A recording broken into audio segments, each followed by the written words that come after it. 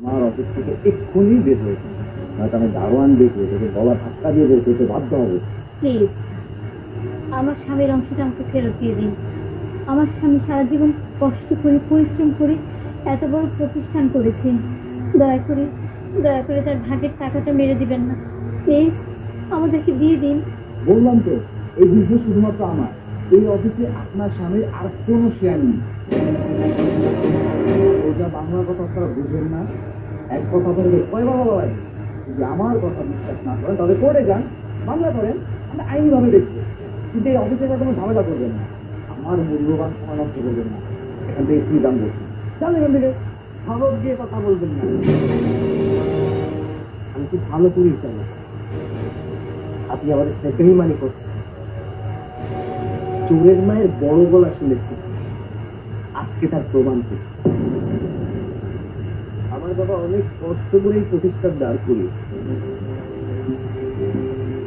এই কষ্টের টাকা আপনি আত্মসাৎ করতে চাচ্ছেন, করুন, কিন্তু ভোগ করতে পারবেন না।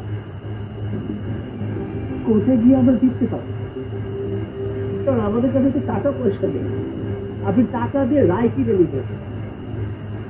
আমি বলে দিচ্ছি, এই সম্পত্তি আপনি ভোগ করতে পারবেন না, কারণ এটা এতিমের অভিশাপ। আপনি ধ্বংস হবেন, আপনি একদিন পথে বসবেন, এই সমস্ত সম্পত্তি আপনি হারাবেন।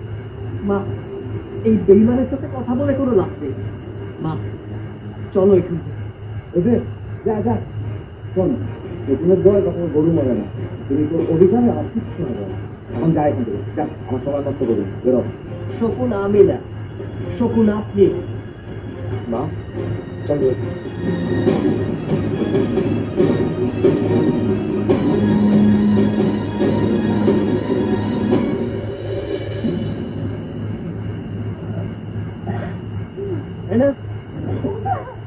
এখান থেকে চলে যা।